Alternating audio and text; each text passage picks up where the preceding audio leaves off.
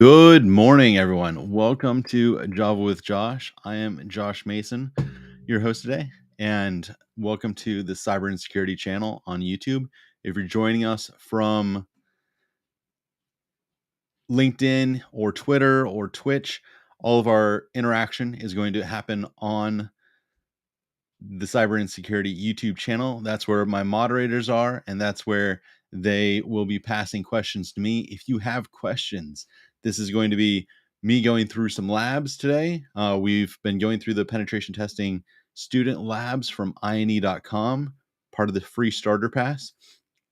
But if you do have questions along the way, throw a Q and then your question. Only ask it once, please, so my moderator doesn't have to clear out any spam or block you on YouTube, and then he will pass it to me over here on our Discord, and I will be able to answer your questions.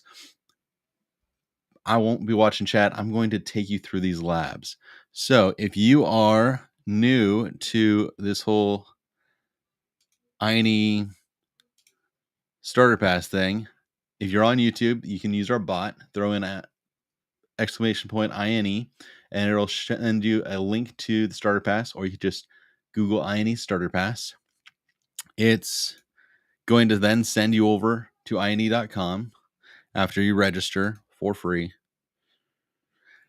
And we will get you going in there. Let me show you what it looks like.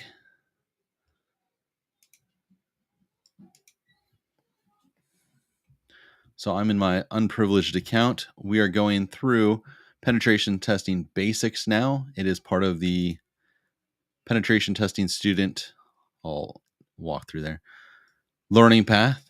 There are many learning paths, part of the cybersecurity vertical, if you will, on INE.com. We also have networking, data science, cloud development, IT essentials. There's a whole lot of content on INE.com. Originally a networking training organization, it's grown to now include a lot of penetration testing and cybersecurity in general. We have Beardsec, who is also one of the instructors on INE, building out some great engineering content for you. But there's everything from incident handling and response, threat hunting, digital forensics, malware analysis, web defense. I think Brian's course is in here. If you go looking right there, Introduction to Security Engineering and Change Management by Brian Olive. Sorry if I'm oversharing. On cyber and security, we like to keep a safe, healthy, educational, fun environment. So we are zero toxicity, zero racism, sexism, bigotry, or just toxic content. So if you participate in that in our Discord or on our YouTube chat, you will likely get a timeout or a ban. If you want to take that up with the moderators, you can reach out to them on our Discord channel. Do a !Discord if you're on YouTube, and that will give you the link to our Discord where you can talk to the moderators and find out why they made that decision. If I'm moderating, sometimes I'm just not good at it. So hit me up on Discord and I'll apologize. But the penetration testing student learning path includes these 4 courses. Penetration testing prerequisites, we went through that. It's going to cover a lot of your networking basics. I didn't go through the content. We just went through the labs here. The content's there. There's videos and slides, and it'll get you there. Spent like the last 10 months updating a lot of this so that when the new PTS comes out, it's going to be all videos and all labs. Close to, I think we're over 35 labs right now. Me and Alexi Ahmed, otherwise known as Hackersploit, have been working on this content for all that time. There's penetration testing preliminary skills in programming, which goes through some Python, some C#, I believe, or C++, one of those C scripts, and then some Bash and PowerShell as well in there. We are down to the penetration testing basics section. This EJPT exam preparation is really just there to keep the VPN versions of the labs available to you, of some of the labs, That way you can practice for the current EJBT, which is still VPN access. And I think I've made hints at that. What we're doing with EJPT is going to be like what we're doing with the labs here, where you don't have to maintain your own machine. You don't have to worry about connectivity issues. It will work.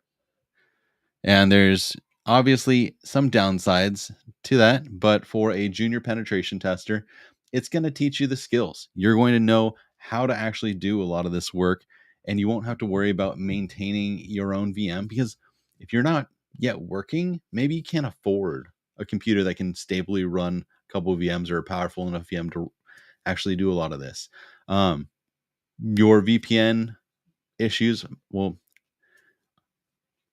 the let's call it existing architecture for the VPN labs isn't great on the INE side, and it's all being upgraded. It's part of why there was the acquisition of Pentester Academy to bring on their lab technicians, their assets, and their instructors to create these environments that work great alongside their 22,000 labs already on their platform that we're integrating here, or that those folks, because they're good at making them, are helping us build out more. We covered cross-site scripting last week, did the cross-site scripting lab. You can catch that on YouTube. And I'm going to take all these labs, chunk up Java with Josh to just cover this lab in particular, and then throw it on the Cyber and Security or on the Joshua 17SC YouTube channels. But if you have finally caught up with the starter pass, logged in, that's why I'm killing time, so you can catch up if you need to. Get access into here, and when you get to the SQL Injection Lab, just hit Start Lab. It's going to give us an overview. We're going to discover SQLi vulnerabilities and exploit it using the SQL map tool. SQL injection or SQL map, truth be told, I find as long as you're using words that people understand, then you're saying it the right way. GIF, GIF, I don't care. The creator made it one way, sweet. You want to say it one way, sweet. I don't care if those match. Doesn't matter. Our environment is going to be this Kali machine that we'll have access to through the GUI, through some guacamole awesomeness. And then we're going to be attacking or checking or testing demo.ine.local, which is also running on the same network. We'll be using BWAP, and there's some login information, so we'll take advantage of that. We'll use SQL map, a browser, and some Burp Suite. We currently have Burp Suite Community Edition in our Kali VMs that we use for attack here, but in the future, you might have what you might call a professional version or an enterprise version of that you don't have to pay for and maintain. It will be in our environment. Get excited for that. No one else is offering that. We have our walkthrough. If you are wondering what I'm doing, I'm going to go along with the walkthrough, the solutions. That way you can follow along directly as well. Also, it works, and that's what it's built for. You can pick whichever region. Okay, it's not showing the menu when I click on it, but right here above Start Lab, you can click there, and there's going to be US East, US West, EU Germany, Asia Singapore, and Asia India. And I'm going to pick US East because it's like right down the road from me. And you can even pick your keyboard layout. That's one of the issues a lot of people have had using these labs, is picking the wrong keyboard layout for their keyboard. If you are in a place where your keyboard is different than my keyboard, then you want to make sure that you pick the interface that works. That way your virtual environment matches your physical environment. All right, start this lab. It'll take a minute to update. Sorry. Throw my hand in your face. While this is going, just want to remind everyone that if you want to participate in questions while you follow along, hop on over to the YouTube channel, Cyber and Security. If you're on LinkedIn, I threw the URL to this stream in the description. If you're anywhere else, I think I put it in the description, how to get to the YouTube channel. And in 5 seconds, we will have this lab up and ready to go. So SQL injection is part of web app penetration testing. Share that screen. Here's our Kali GUI environment. There is a database software called SQL. And you could have MySQL, you could have MS SQL. There's a lot of SQL servers. And right now I can't think of what SQL stands for, but sequential query language or something like that. Serialized query language doesn't really matter. It's a database. I am not a database manager. What I do know is that what you do is you make requests to the database, and developers set up dashboards that will make these requests, and it will pull data. So if you want to see on Amazon what all the products are that match your query type, well, you put in your query type, and that goes spun into perhaps some sort of database entry. It might be SQL, and then it's going to show you content. Maybe if you're on Google, you're going to make a query, it's going to be sent to the database, and then it's going to present you things. Structured query language. Thanks, BSEC. DJ BSEC, who helped me set up my music for the countdown. I hope you liked it. I liked it. And I haven't gotten any monetization hits, so that's nice. We do have some ads on our channel. That is so that we can use money to then provide things to you, the community, our viewers, our friends, on Discord, on live streams, on our videos. We do giveaways. We're going to do a giveaway tomorrow on Tea with a Hacker. Yes, we are doing Tea with a Hacker. Neil Bridges is going to be in the house and with big exciting news. If you haven't seen his big exciting news, IT Junkie on Twitter, or Neil Bridges on LinkedIn, or on Instagram or TikTok. He's been in a lot of places. So Kibo Gaming asked a question. Hey, can you talk about the PTP course after the PTS? Sure, I can get into that. I'll save some time afterwards. Is that okay? But I'll talk about PTP and what's included in there. Note, though, that over the next few months, it's all going to change. Yeah, it's all going to change. It'll be great. You'll like it. Back to our lab, we have our IP address is this 192.104.181.2. Yours is likely going to be different. It'll be like 192.something.something.2. And we've got a whole network that matches that. I just replace the 2 with a 0.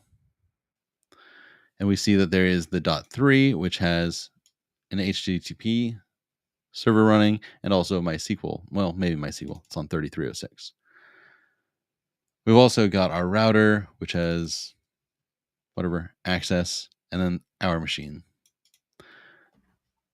We can double check. We're going to ping demo.ine.local. It is the domain it gave us in the instructions. And that even aligns to the .3. So with that, I'm not going to do more command line enumeration in this one because I know what the lab's about. We're going to go to demo.ine.local. I've explained in past streams. All right, man. How the IP address and the URL match together. This one is not secure, and that matches because they're hosting it on 80. So it's not HTTPS. You might remember from the HTTPS lab what all that means. But we have login of B and bug. We need that for BWAP because it's going to give us access to all the vulnerable sections. Once we're in, see it says welcome B, and you've got log out there. We'll go up to choose your bug, and we're going to do SQL injection get search and hit hack. So there is this infrastructure right here. Now, if you type maybe Joe, and hit search. It's going to look up in the database something that matches Joe. Now let's see what that actually looks like when we send that request. Let's spin up burp to intercept. Open burp suite there. Use Foxy proxy, which in the lab environment is already set up for you. You just switch it over there. Sorry if that was loud, that click.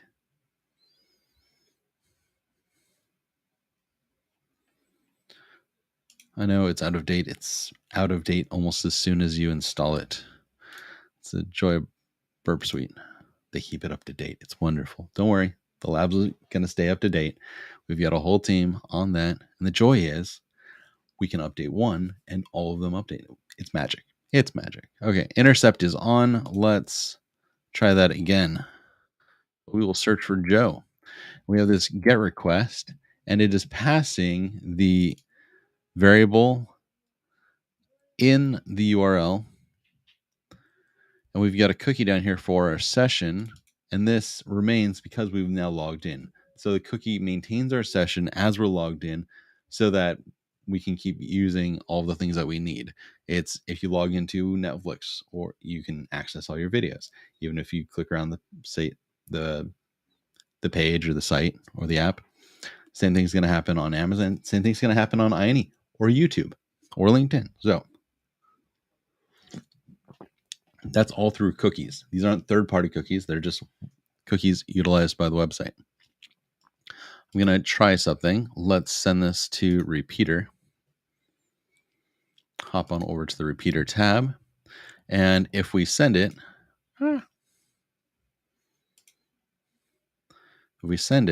then we can see, let's search for GI. Let's run line 94. I don't need all of this stuff.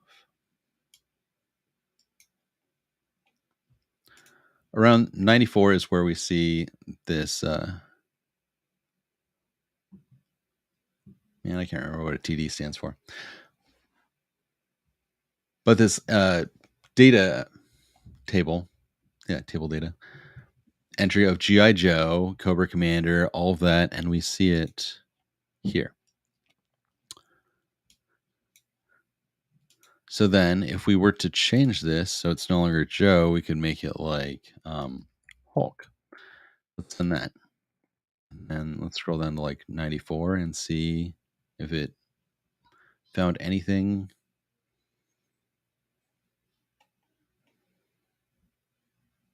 Doesn't look like it. So what it's doing is it's sending a query. Now let's try to figure out what that query looks like. Usually you've got a query that looks like from the database or from the table, select, and then what columns or rows you want from that table. Now that's pretty neat. What is fun about the injection is there's certain characters that you can throw in there, and they're going to add comments. They're going to add things into that query that the developers didn't want to happen, because then it's going to, we'll throw a logic equation in there, and it's going to not just what would have errored out, it's going to give us the whole table. So we do that. Let me catch up in my notes. And by notes, I mean the walkthrough, because I want to do everything exactly how you can do it if you go back and look yourself. I guess I will show you. You know what? I'm going to Portswigger Academy and show you real fast what all of that looks like. You can make an account on Portswigger Academy. This is all free training. It is not competition. We are also teaching this stuff in the content on INE, but it's also just here.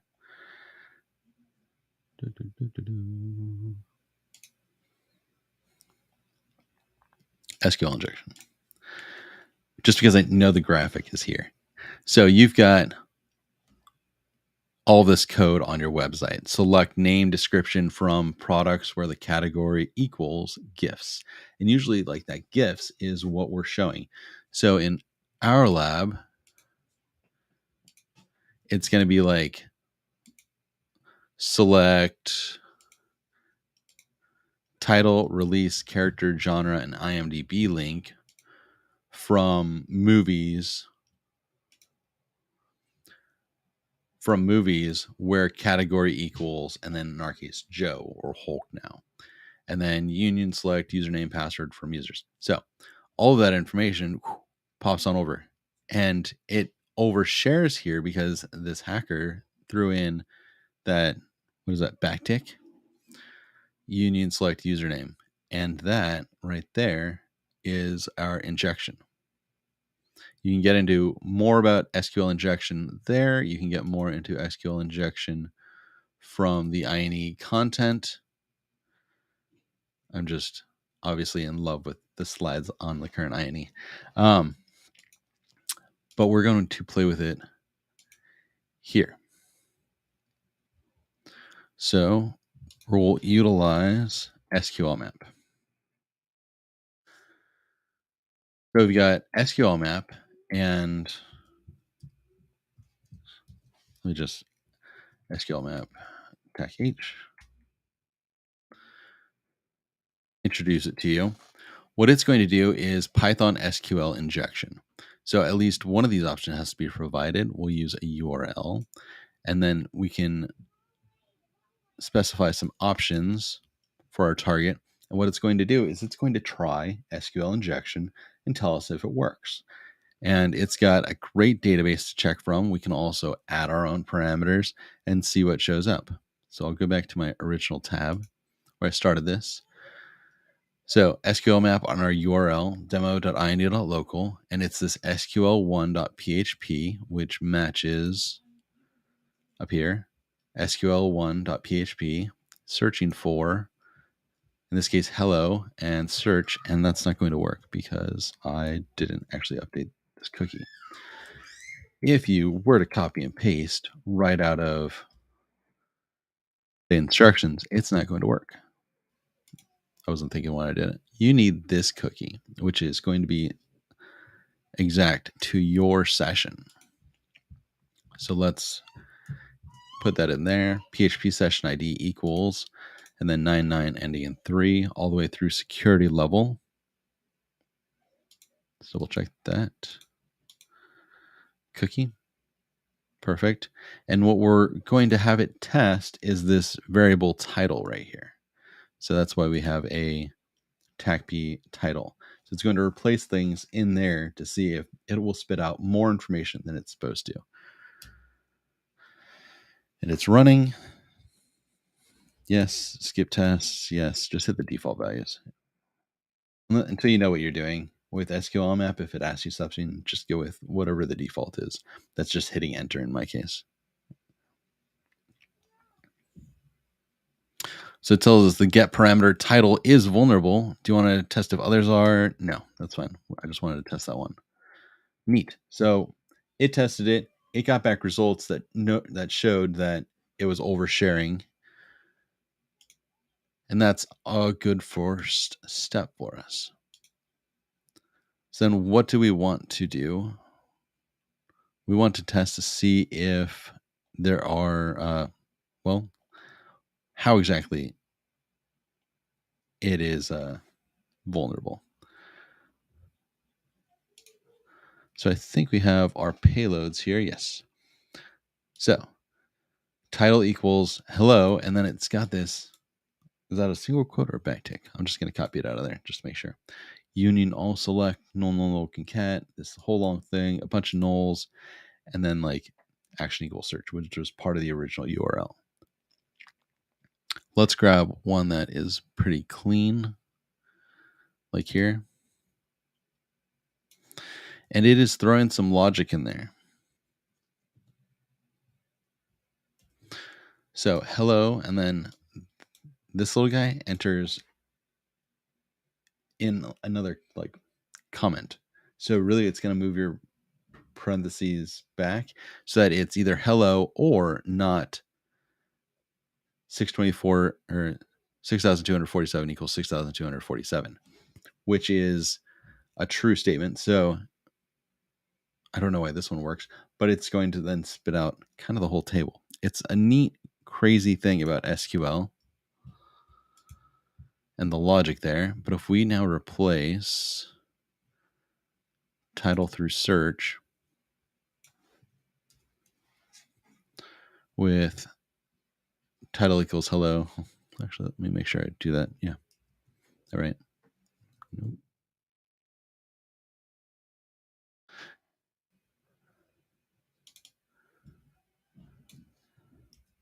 There we go. Title through search into that request. Let's see what it does. We'll send it. Scroll down here to like 94 is where it was. And it tells us you have an error in your SQL syntax. Check the manual that corresponds. So that's not awesome. It did something. It did something it wasn't supposed to do. We could try this other payload. I'm going to tell you now that these payloads aren't actually going to hit, but it's not going to do anything magical, rather. But we can at least see that it is doing something. It's responding in a kind of a fresh way. Again, you have an error in your SQL syntax down here on the bottom right. Okay, so it is taking it and it is evaluating the SQL, what we're passing it. It's not really doing anything useful. Let's now see what databases are present on the database server. So we'll use SQL map to pass something specific. And I need to update my cookie in here.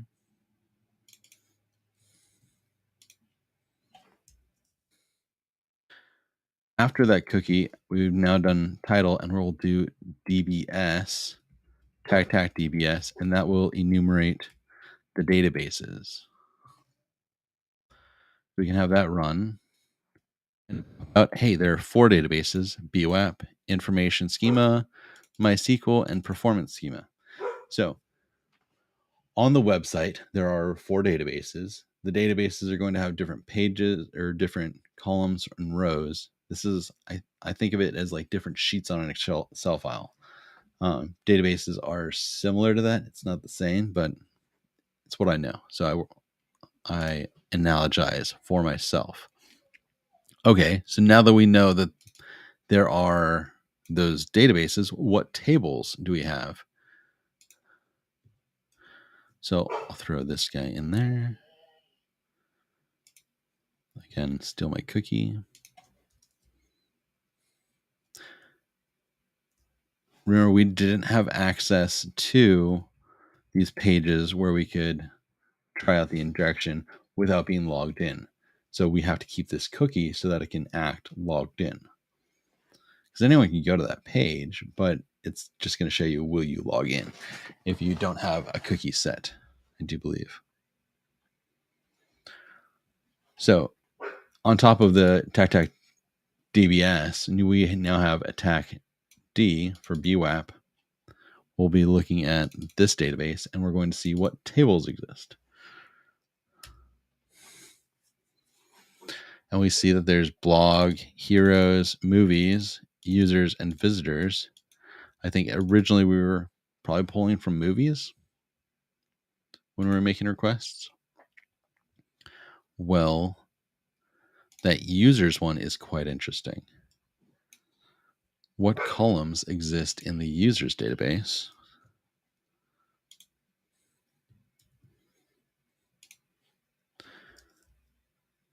Again, I'm copying out of the notes so I don't fat finger and we waste time watching Josh, watching me type things over and over again wrong.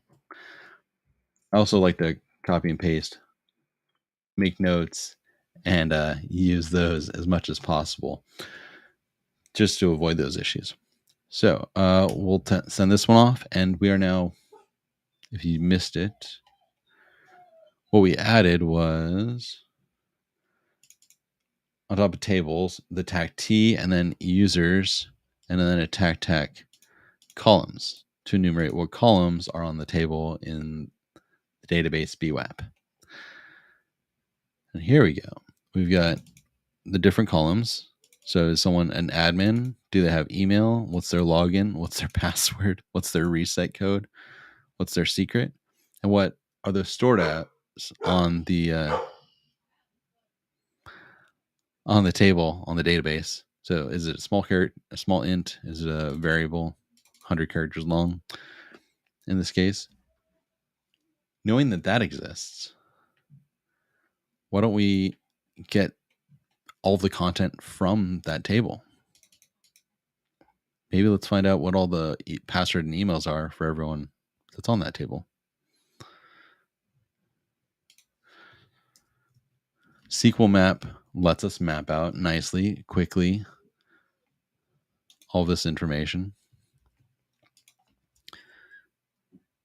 And you could do this all yourself. I suggest you do this lab, make yourself a good notes page. And then if you come across something showing SQL, it's some sort of lookup like this, then you can go back and try out the SQL map commands based off of your notes. Notes from learning to take into labs, then to take to the real world are very important. Having your own, knowing how they work. There's a lot of great things out there, like the Red Team Field Manual that has stuff in it already. Having your own version of that is great. Alongside notes like this page is vulnerable, like it's vulnerable, and here's my proof of concept. Here's some screenshots. Here's like a video I did, so that you can put that into your report, into your bug bounty report, into your pen testing report, whatever it is you're turning all over, because we're not just doing this for fun, right? You need those notes as well. I use Joplin because I can put things in Markdown, and it backs up to, in my case, my Microsoft OneNote, and I can send it across different VMs to my Windows machine, to another laptop, and all I have to do is log in, and I have it there. Sorry, I didn't share what that command was. It was just adding a tag C for columns, admin, password, and email, and then tag dump to dump all the content from there. And it found the table. Do we want to enumerate more? No. And crack the with the dictionary-based tag? No. So it looks like there's only two entries. They both have admin, their passwords. Either this is hashed or that's a password, and there's your email. Pretty neat. Oh, it is hashed. So we'd have to break this hash. SQL map can do it. I don't know what it uses, but if you find hashes, pull them, save them, store them in your notes, keep track of them, and then probably not in your VM offline, throw them through something like Hashcat or John the Ripper that can utilize all of your processing power. So that's neat. We were able to, through this website that had GET requests, access the whole database, not just what it was intended to do. Like, it was only supposed to find that one table and show columns and information that was presented on that website. But because there wasn't any data validation or any back-end whitelisting or validation, it overshares a whole bunch. That's not a great thing. We'll do the post as well, and then move on from there. So this one was through a GET request, which means they pass the variables in the URL. I'm going to turn off the intercept.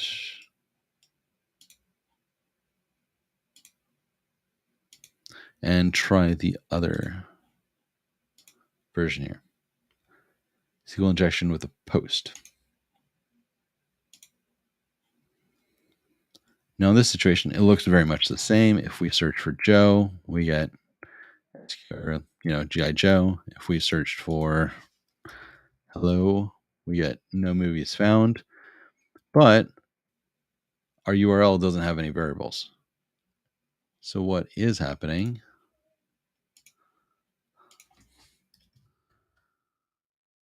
is it's passing it as variables in a post.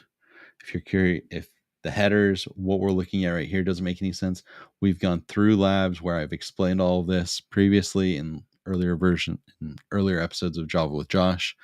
They'll be available on Cyber and Security channel as standalone videos for the labs and on Joshua17SC's YouTube channel. That's me. But in this situation, it's a post. The variables are passed in the request, not in the URL. But it works a lot the same. So let's get to just kind of the SQL map of what that looks like. Actually, let's send this over to Repeater. So it is something that we recognize. So if we send it with Joe, we see down here probably around 94.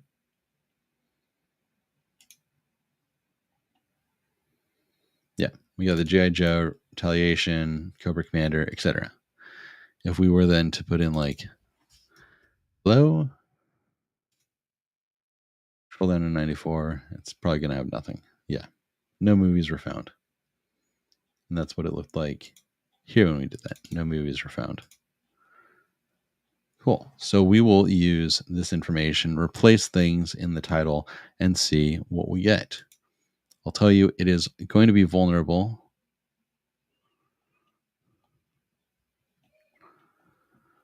So it's kind of just show what that does look like.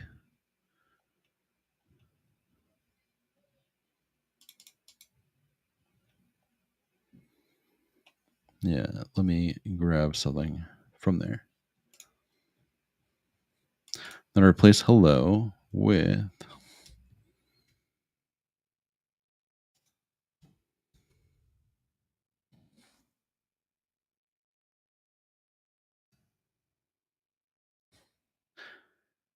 bring in this tag and select all this information from information schema .plugins. We saw that that's one of the databases. We would find that there's a table called plugins, and it's going to give us all that information, perhaps. So let's send this request. Let's see what that looks like. Scroll down to 94-ish. And we see in here, where was it? Version. Concat, and there's version here. And in our request, we see 5.5.47 Ubuntu 0.14.04. What is that? Let's go back to our nmap of demo.any.local, tag P3308, and tag SV.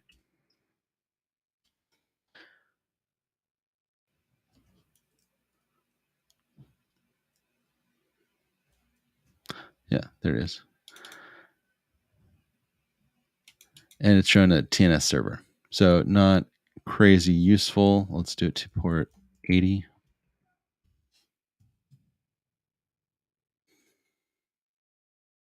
Do you believe this is going to show Apache on Ubuntu? Yeah. Apache on Ubuntu. We don't even see the SQL version. Instead, we were able to get it through this injection of asking for a version. So that's kind of neat. That's pulling out specific information from a table. There is a little more in the lab that you can play around with if you want, but kind of shown how you can do it. Hopefully that makes the lab walkthrough a little easier. Okay, let's pop back over here. I'll stop this lab. So while it's stopping and prepare for the next one, was asked about PTP. PTP is Pen Testing Professional. This is Pen Testing Student we're going through. Pen Testing Professional gets into more OS-specific attacks, gets into some buffer overflows, gets into using PowerShell, more man-in-the-middle, some social engineering, and it's a great course. It leads to the eLearnSecurity certified professional pen tester certificate exam, the ECPPT. And right now that exam is I believe 3-day long exam where you also turn in a lab report at the end, similar to other exams that are out there. And we have an instructor on staff who goes through each of those reports and gives feedback. And based on your grade, you either pass or you get one more attempt. You get a free attempt on all INE, all eLearnSecurity certs.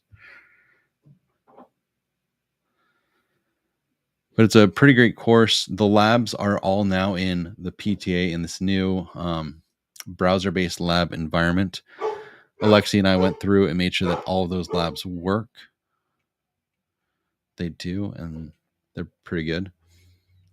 Once PTS gets launched and EJPT version 2 gets launched, then we're going to get into PTP, and WPT will probably split up the work and start sending out new courses. That's not going to be a big grab like PTS is. We've been working on this one for almost 10 months now, and we're waiting to release until it all releases. That's not going to be the case with the other courses going forward. Once we update a course in the path, then that course will get released. We'll get into brute force and password cracking. There's a live one and an offline one because the lab was really big before and it just works really well this way. So let's get into password cracking live. My kids are heading out to the park and my dog's freaking out.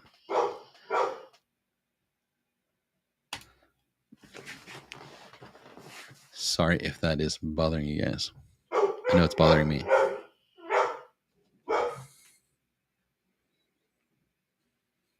All right, so the lab is starting up. Any questions as we move along? Again, if you do have questions, please pop over to YouTube. The link is in the description on LinkedIn. If you're watching this on Jerry's stream or Simply Cyber, thank you for that. Or if you're watching it on DJ BSEC on Twitch, thank you for joining in. Our moderators and our live chat is really going on the Cyber and Security YouTube channel. We host Neil Bridges for Tea with a Hacker and Old Guy Wednesday, and then just a Cyber and Security stream, usually on Monday nights or whenever it pops up, where Neil is hosting, former NSA hacker, and Sizzo now at Query AI. That's no longer giving away his news. Devnol Zen asked, when is updated PTS being released? That is up to marketing. So I don't know. As soon as I know, you'll know. I promise. Especially Dev. Yeah. You know me. I keep no secrets.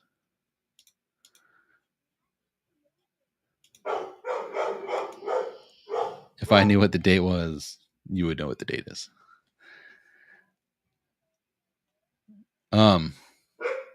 We also on Cyber and Security have right now, I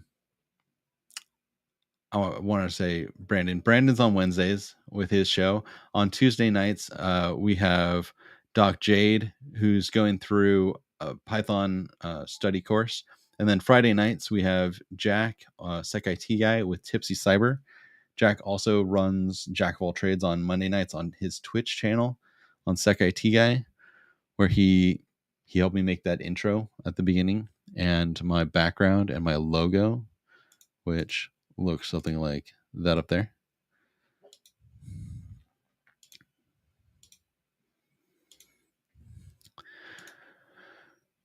So in this new lab, it's all in one. We don't have different tabs here. We're going to run a dictionary attack on SSH using Hydra, Nmap scripts, and Metasploit. So we'll do it 3 different ways.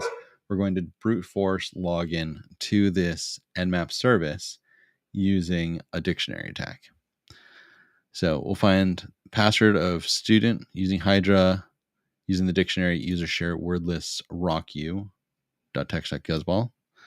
We'll find the password administrator using Nmap scripts with user share nmap nselib data password.list. And we'll find the root using SSH login Metasploit module with the user pass dictionary of user share word list metasploit root user pass.txt. It's all spelled out in here. If you get lost with me, you can follow along. Again, starter pass is free. This lab is free. Even the browser-based section of it is all free.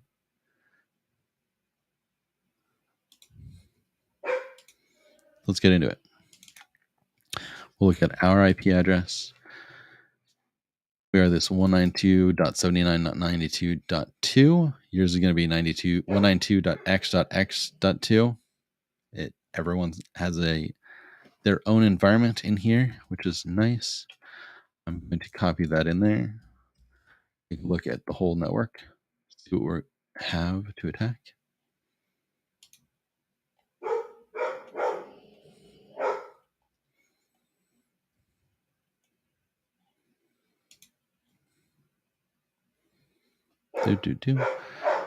There's the .1, which is the router. We've got .3, which is our SSH server. And then .2 is us. So this is also demo.ine.local, which is good to know. So let's run further scans on demo.ine.local on 22. And we'll run a service scan. There's just going to be OpenSSH for Ubuntu. Fairly straightforward. Well, let's go the easy way and just SSH user at, or well, it's Ubuntu. So root at demo.ine.local. Ask for fingerprints. Yes, that's fine. I don't know. Password. Nope. Password 123. Password 12345. Nope, didn't work. We get 3 chances with OpenSSH, and then it drops you. What I just tried was brute forcing, which is try something and see if it works. My 6-year-old tried that with her Fire tablet behind like a paywall thing that was supposed to take your date or your birthday as a parent, and if you put in the right birthday, then like you got access. Well, it's not that hard for a kid just to put in some numbers and come up with 6 digits for a birthday of someone who is an adult. So my daughter put in 121234 and it worked. Now that would make me like 90 years old almost. But you know what? It works. And that's brute forcing and trying something and seeing if it works. I've got this Rocky word list and it's currently compressed in a guzzball. So then I use gzip tacd to unzip it because it's a giant word list. Let's take a look at that actually. User share word lists, rocky.txt, and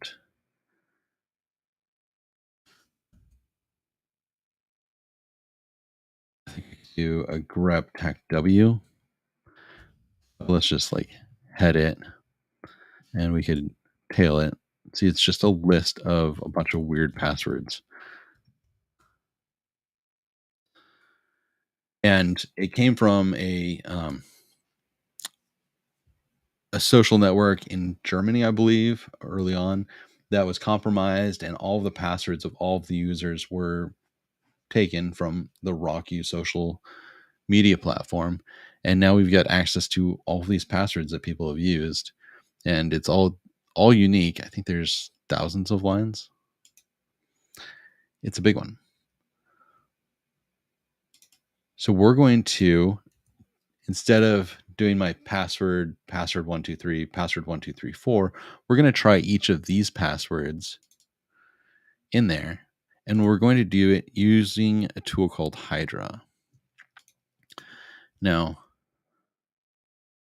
this again. Hydra's neat. Doesn't want you to use it if you're in the military or secret service organizations, which I can tell you, when I was in the military, we definitely learned how to use Hydra. So sorry about that, Hydra folk. but there's specific syntax for how to do it. And what it does is it brute forces fuzzing.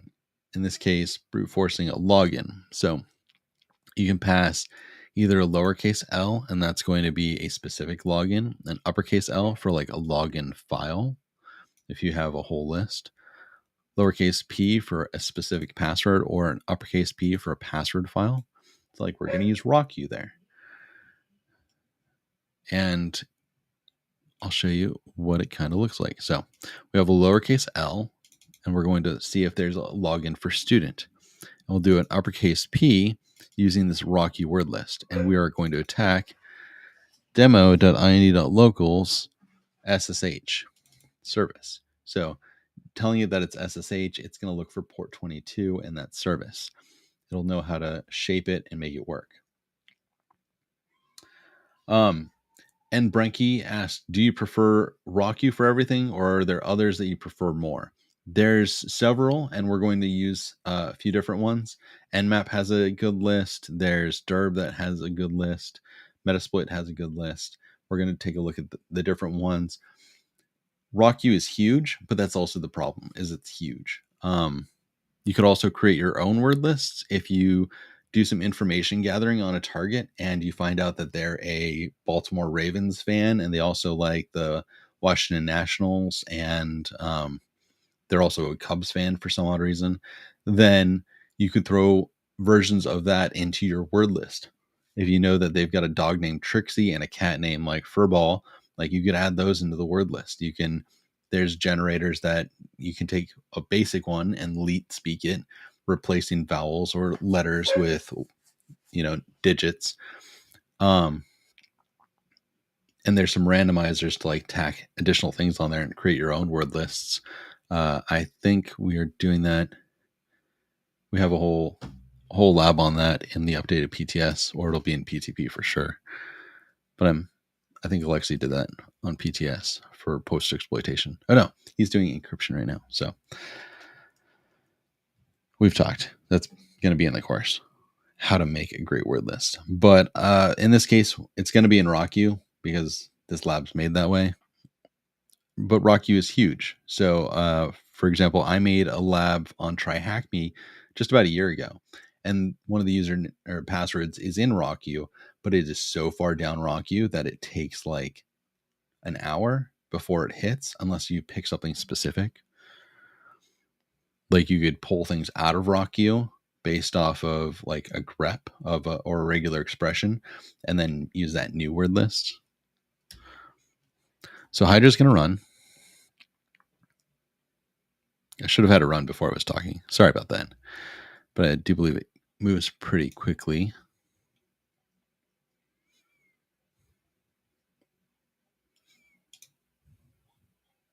So it's running with max of 16 tasks per server.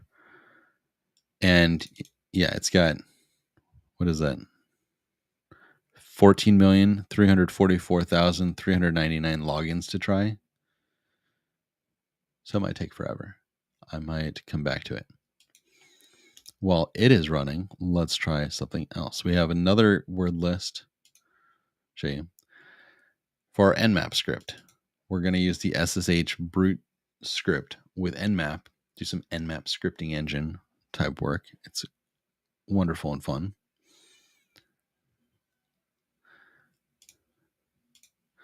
So while this is going, let's open a new tab. And you can name your tabs if you want.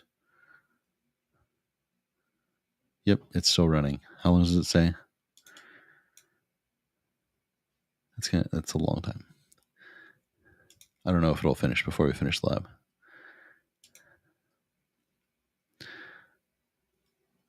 But let's put, we need a couple word lists. So we'll make our user word list. So we'll echo and administrator.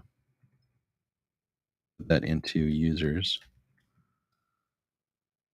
At users. Boom, administrator.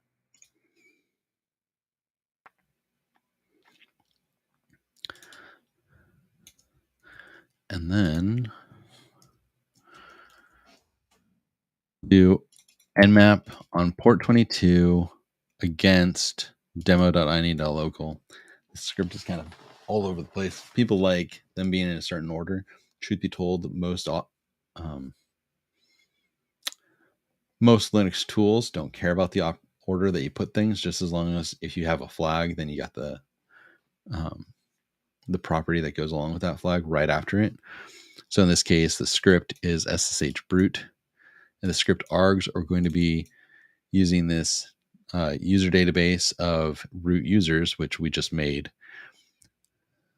right there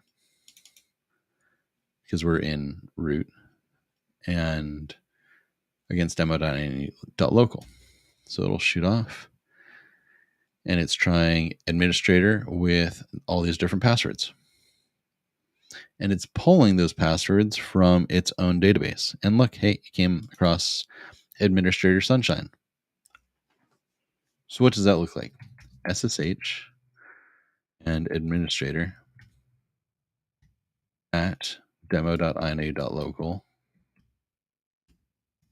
This is why I copy and paste, because my typing is horrendous. Do it fast enough, no one notice. And sunshine. And we're in. I'm administrator on demo.ina.local.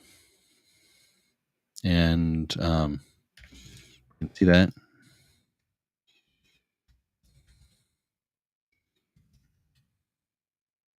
Whatever. It's a restricted SSH shell, which is fine, because that's not the point. Okay, this one found it. Student and friend. So it's a really simple password. Looks like it was, didn't show how far down friend was, but it worked pretty well. So we could try that. SSH student at demo.ine.local and friend, and we're in. This is brute forcing using some passwords or some word lists. And that's two different ways, Hydra and then Nmap. They both have engines. You can follow the syntax of how they're used. The Nmap scripts, you do tac script. The name of the script, in this case, it was SSH brute. If you need to know what all the scripts are, they're either in the NSE folder on Nmap in binary, or you can go to the Nmap webpage, and it shows all of the scripts that are maintained whenever you do an update to your machine. It's going to, if there's a new script added, it'll download that and include it in your library. And all the documentation usage is on their website. Really nice, great documentation for that.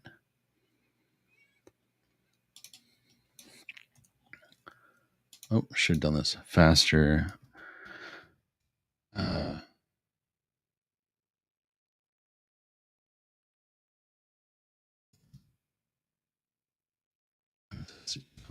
Okay. Like, it's not just, you don't just type Metasploit. Take me a second. Metasploit framework console, MSF console. And they always have this cute art at the top. This is a neat framework. I don't think I've covered it yet in and of itself. So this is the introduction. There are several different types of modules that Metasploit can utilize. There's exploit modules. There's like 2,193 exploits in this version 6.1.24, which I think is end of year 2021 when this was all last updated. There's 1,100 auxiliary modules, which is what we're going to use. There's post modules. So once you have exploitation, there's modules that you can use to do things. Tons of different payloads, 600 of those, encoders, NOPs, and evasion. They can mix into your exploits, but it is a framework to build exploits out for use in pen testing and proof of concepts. We are going to use this auxiliary scanner SSH and SSH login. And I type info, it tells us it's an SSH login check scanner. Created by Metasploit by Todd B. Yay, Todd B. And there's these variables for you to pass in. If they're required, then you need something in there. So like right now we don't have anything for our hosts. So let's set our hosts as demo.ind.local. And look over my notes.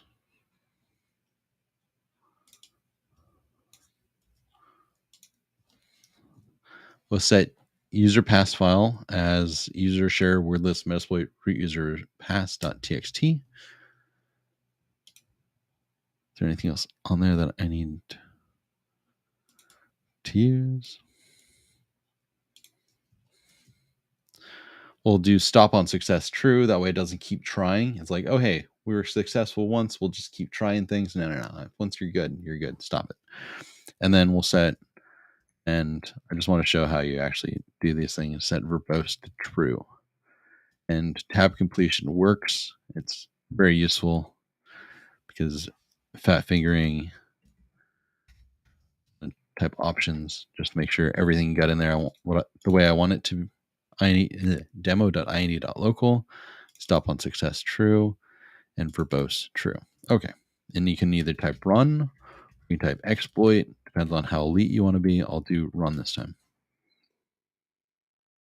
Now it's just trying things. I tried root with nothing. It's trying root Cisco, root. It'll keep going.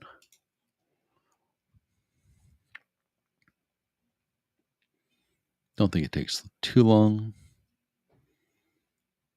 No, I already found it. Yeah, so root and attack.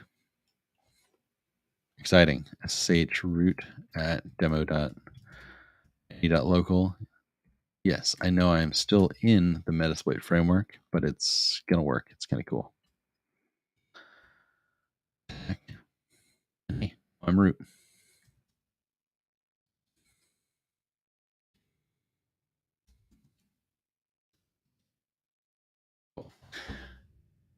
And that's how we can use Metasploit, Nmap, or Hydra to brute force some logins. There are tons of other tools to brute force. You can use GoBuster. You can use FF. You can use Rust's Rust Scan or FarrowBuster.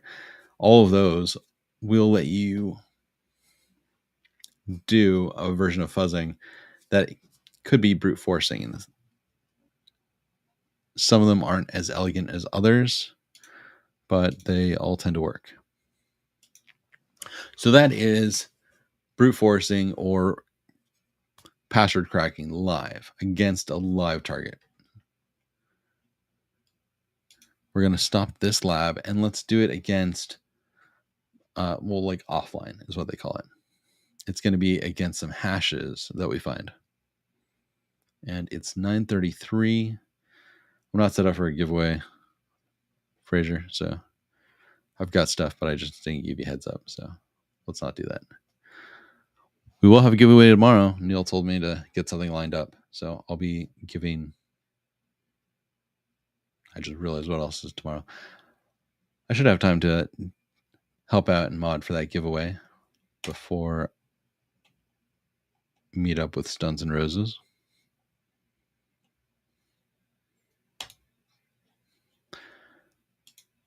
This one's going to be password cracking offline using Hashcat and Sean the Ripper. So we will get some passwords, use a word list to decrypt the hash. The way hashing works is you take something, you run it through an algorithm, and you end up with a hash. It's a one-way form of encryption because you can't take that hash and run an algorithm on it and find out what it started with. Instead, what we have to do is we run against a word list, the same algorithm that was used to make that first hash, until we find a match in hashes, because each hash to a string is going to be unique.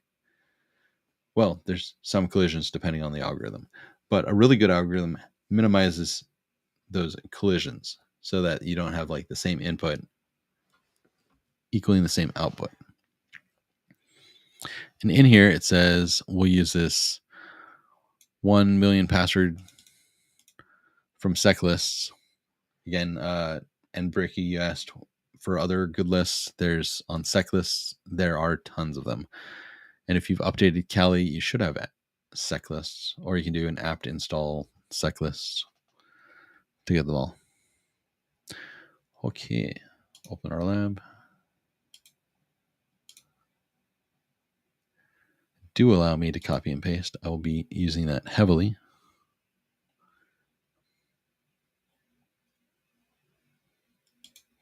So it told us there's this word lists and 1 million passwords from sec lists. And maybe I should have opened it because it's 1 million lines of passwords. Not quite as many as Rockio. Is it just 1 million? 1, 2, 3, 1, 2, 10 million. 10 million passwords. So we, I guess, are going to look at our own info. So we're on Linux. Linux stores passwords and hashes in the Etsy shadow.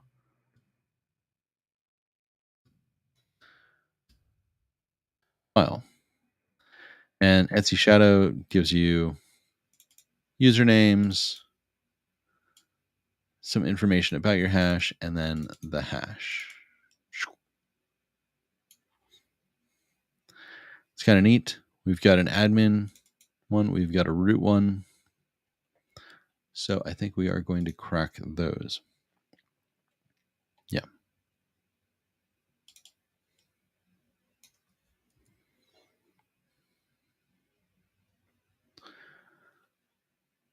So you see that admin one down there, starting with 2PJ, running all the way through PA70, capital P, lowercase a, 70.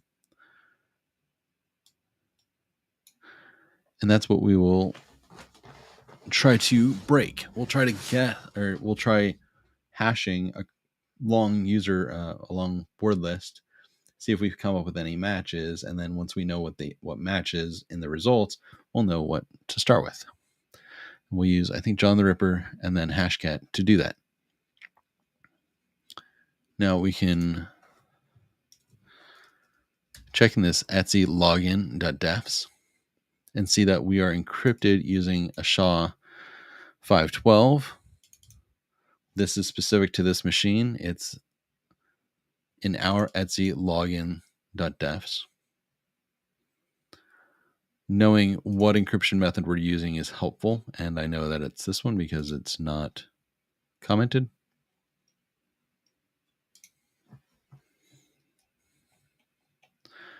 SHA 256 and 512 created by the NSA as great algorithms, and they are.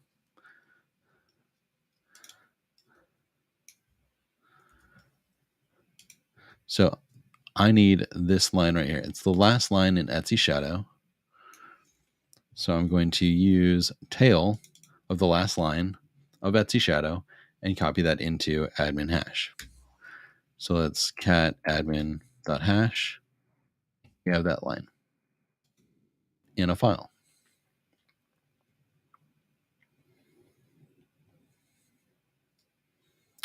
Now we need to clean it up. We need to get rid of the stuff before and the stuff after. To do it quickly, I'm just going to use nano admin.hash. Delete up to the colon at the beginning, and then delete up to this colon, Control X, and then yes. That name, and now if I cat admin hash, now it's just that hash from the $sign all the way to the /. That all counts because it is delineated by these colons, full colons, not semicolons. Yeah, I think I should be done in time. For you to make it to first things first with Gerald Ozier on Simply Cyber, I need to be done in time because he needs to go live. So I need to end this now in like the next 10 minutes. Because I am totally stealing his channel right now. If you are watching us on Simply Cyber, thank you. Gerald is amazing. So we'll use Hashcat and we'll run 1,800 instances utilizing admin.hash and that word list, the 10 million word lists, to see if we find a match between the two. And it can take a while, but it's going to move, I think, pretty quickly. Should be like 30 seconds.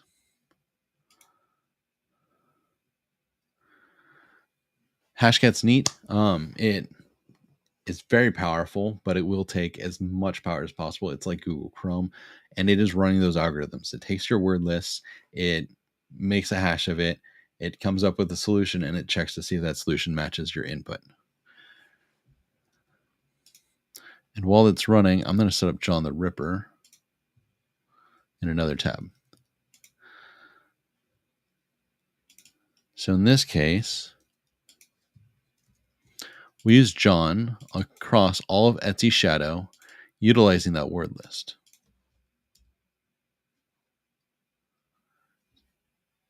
Really straightforward. And it's going to get us some info because John is set up to know how to utilize Etsy Shadow and the word list that we pass in. Go over to our other tab. Oof. This instant, oh man, Hashcat and John the Ripper might be too much. Devnol Zen asked if I'm going to Shmoo. Currently, no. INE doesn't have anything running at ShmooCon, and I know it's right down the road for me. I might do a meetup with y'all if you want. If you're gonna go to ShmooCon, we'll hit up. I don't know, meet up on the Capitol somewhere.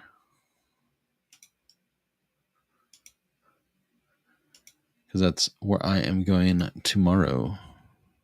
So I'll be down in the DC. All right, wow. So John was pretty fast. John, we gave it Etsy Shadow and the word list, and it ran like a beast. It came up with admin password being Foxtrot and root password being password, which isn't great. Hashcat is still running, and yep, still running. It's powerful, but it's kind of going to take forever. Do I have more to show you than that? Sure, we could break up some other things, but